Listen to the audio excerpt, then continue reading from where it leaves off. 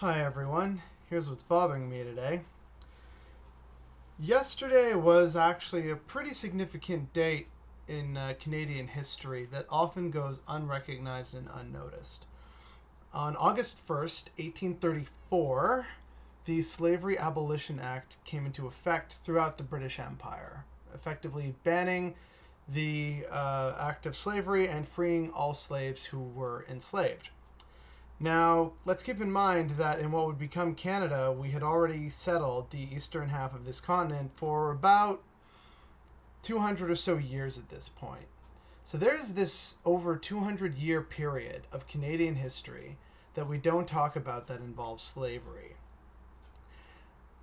The first black person to live in what would become Canada was a black person from Madagascar named Olivier Lejeune, and he came to Quebec at the age of 7. That kid, that slave, that child slave is the first recorded black person living in Canada. So I'm really bothered by the notion that we're not as bad here in Canada with regards to slavery and discrimination. And this is always made in reference to the States because, oh, see how bad it is there. We're not that bad. I mean, sure, we're not that bad, but by God, we're actually really close. Which is why for this upcoming week, I'm going to be talking about racism and discrimination a lot. It's basically going to be a mini series of 7 days straight from Monday to Sunday about how, you know what, we really aren't much better than the States in terms of our racism and discrimination. Case in point, continuing on with the history of slavery in Canada, with regards to yesterday being what should pretty much be seen as Emancipation Day in Canadian history. I want to talk a little bit about the fact that slave graves have not been marked and have often been paved over and ignored. There's actually a plot of land that used to be a graveyard where they would bury slaves from Quebec City, just outside of town. And that has pretty much, there's no more markers or anything. It's now part of someone's field. There's no honoring of the history and the terrible aspects of our history. And I can't remember her name right now, but there was a slave in Montreal who nearly burned down the entire city as she tried to escape. So, at least I think that's the story.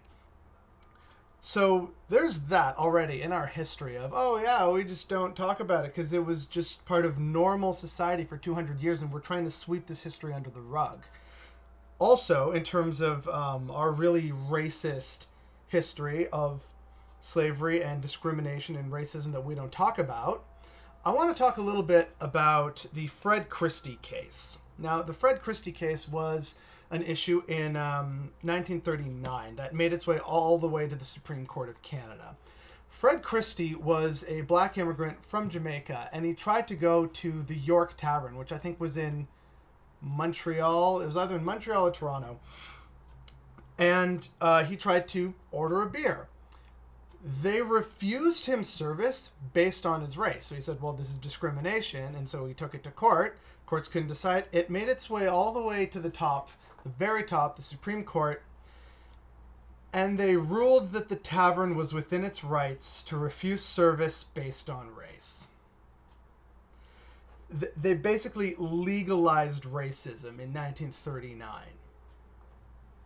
Oh, but we're not that bad, right? Yeah, that's totally why we also have Viola Desmond on our new $10 bill.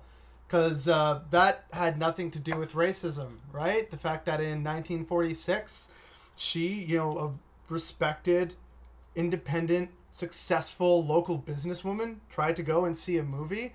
And, she's a successful businesswoman. She's willing to pay the extra 1 cent price to have a better seat in the house. But nope.